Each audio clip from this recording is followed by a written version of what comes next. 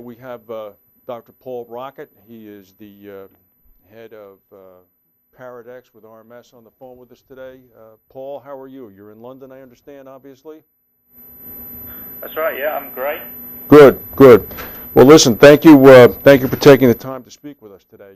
We noticed the press release that came out yesterday about the $200 million cat bond deal that RMS was involved in. And then specifically, we noticed the CATEX index, and we're vaguely aware that that's something that's a parametric risk index that has been developed for European use. And maybe you could explain exactly what that index is to us in a little more detail. Yeah, sure. The way the index works is it's a windstorm index, and basically the individual weather stations, which are sort of managed by the meteorological stations, when a storm comes across, they're clearly measuring wind speed. And what we do is we take those wind speeds, and using an upfront algorithm that we can declare, we interpolate those wind speeds to areas of interest or across Europe, so that to basically provide sort of wind speeds on a resolution which is sort of familiar to insurers and reinsurers. And from those wind speeds, we have basically a damage lookup scale. And so for a given wind speed, what you can do is you use these lookup tables that tell you for a given wind speed how much money that corresponds to. And so in an overall event, you sum these up by these regions being known as the Cresta regions. You sum up these losses by Cresta to come up with an overall value for the storm. And CATEX is kind of a very sort of clean way of doing it, because it's completely determined by what the wind speeds are at these individual weather stations.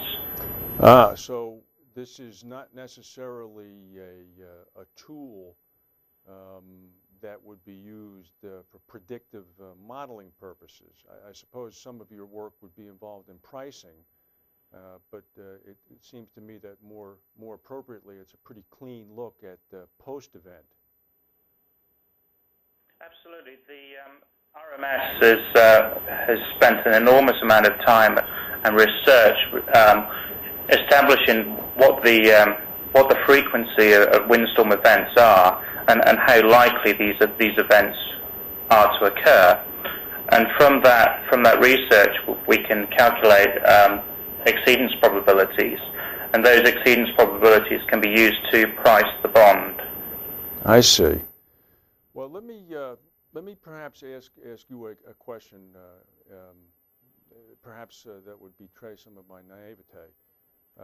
I'm pretty familiar with some of your people, Peter Nikitas, for example, who is a pretty good evangelist when talking about RMS's, I guess, parametric push, if you will.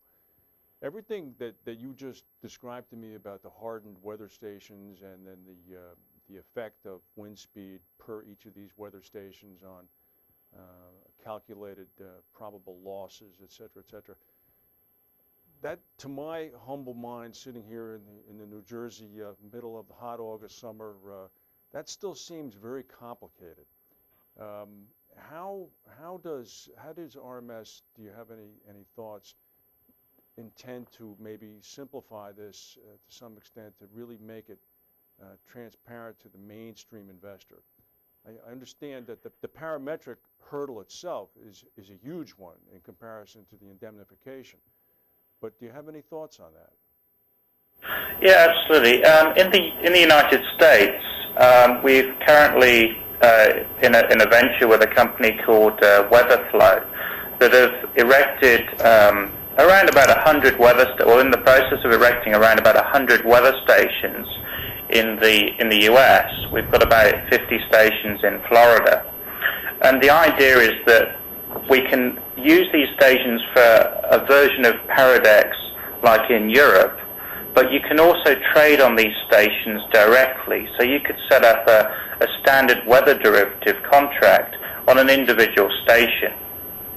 And so this is kind of very sort of clean and sort of that should be much easier for the broader market. Yeah, I don't see how it could get any cleaner than that, actually. That's a pretty good one. One other thing, I notice you have a pretty healthy background in seismic predictions. I mean, have you given any thought as to a sibling of the Paradex Index aiming at seismic activity? Yeah, absolutely, we have. We're in the process of researching that in the United States right now to come up with a version of Paradex for earthquake risk there, and we're also considering doing the same for Japan. Ah, okay. Well, I'll tell you, I think that you're onto something here insofar as the wave of the future, because in our opinion, the capital markets and people seeking to invest in insurance-linked securities are always looking for a simpler vehicle and something that's more transparent. So when we noticed this, we're very intrigued by it. Do you have any sense of the pickup on these kinds of things by the market? I know you're laboring with the calculator and the pencil and the slide rule, but are you hearing anything? Well, certainly the bond that has just closed is completely subscribed. Good. But yes, we've got a number of things in the works, and certainly the market's looking healthy. It's clearly not as healthy as it was last year, but it's still doing pretty well. So we're pretty confident that this market is going to grow quite substantially. And I think things like Paradex will help it grow that much quicker because they're opening up the risk to a much wider community. No, we agree. Well, listen, Paul, thank you very much for taking some time today. We appreciate it. And if we may, we'll keep our eyes on this and come back to you again in the future. Okay, you're welcome. Okay, take care. Thank you.